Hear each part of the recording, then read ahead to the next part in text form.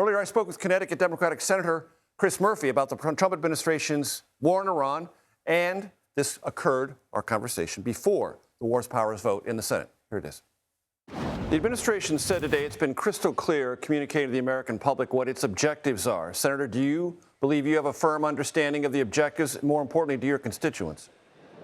No, I don't think Congress nor the people I represent know why we have decided to attack Iran. First of all, half the administration is saying we got dragged into the war because the Israelis were going to attack and we worried about blowback. Others in the administration say that it was our decision to go in.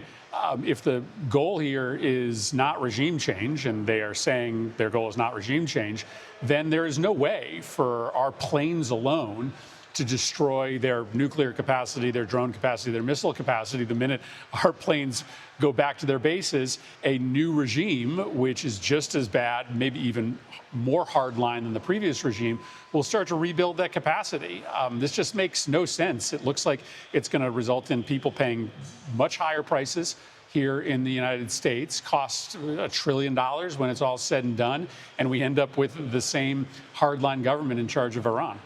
The administration has been a bit vague on the topic of boots on the ground. What I heard you suggesting there is that if there are aims that the administration wants to pursue, inevitably there might need to be boots on the ground.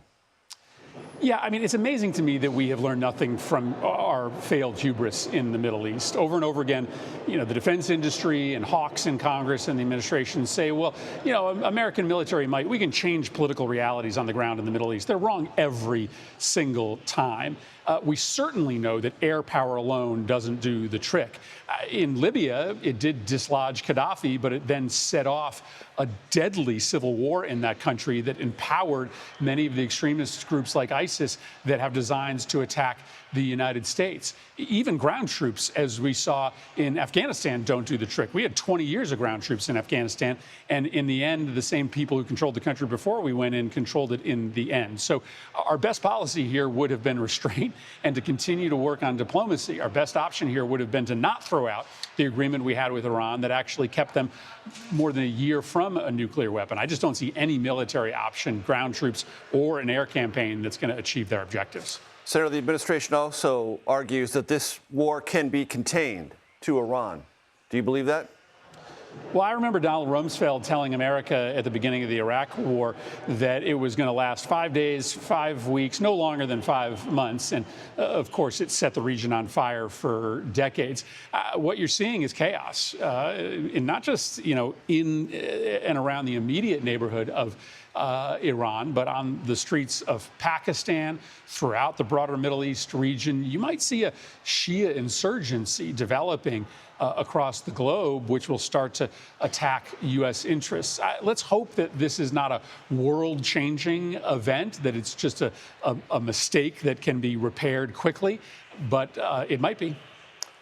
The administration said today the State Department is more responsive to Americans who are trying to evacuate the region. Are you satisfied, and do you have constituents in the region who are trying to get out? Well, I have many constituents who are there who are trying to leave, and it should infuriate all of them and all of their friends and relatives back home that there was no plan to get U.S. personnel and U.S. citizens out of Middle East. As your listeners know, for the first 48 hours when the threat was the most acute, if you called the State Department line, the automated message said, "Do not call us for help. We will not help you."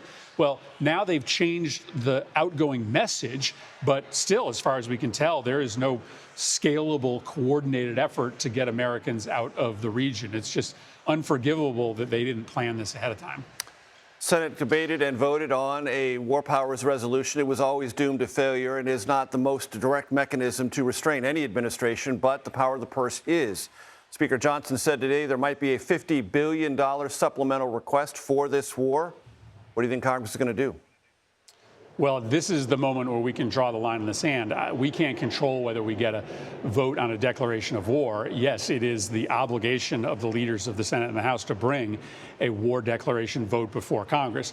But if they don't, then the way that we can stop this war is to deny them the funding for the war. I mean, people in America want their taxpayer dollars used to lower their health care premiums. They want their money to be used to fix their roads and their kids' schools. They do not want their taxpayer dollars being used to fight a war against Iran that doesn't make our country less safe. So if they come to the Congress for a authorization of additional funding for this war, I would hope that every single Democrat votes no, tells the administration spend money on American citizens, and if that happens, then we can stop this war through the power of the purse. Do you have any sense at all, Senator Murphy, that any Republicans might join in that effort? Well, I think this war is going to get more and more unpopular by the day as more Americans get killed, as prices here at home go up, as the administration continues to be totally incoherent in articulating the reasons why they started this war. I think it's going to be hard for Republicans, especially those that are on the ballot this November, to say, you know what, I want your taxpayer money not to go to lowering health care premiums that are spiraling for millions of Americans due to Trump's actions, but instead to fight another war in the Middle East. I think that's a really hard thing to run on. Connecticut Democratic Senator Chris Murphy. Appreciate the time, sir. Thank you. Thank you.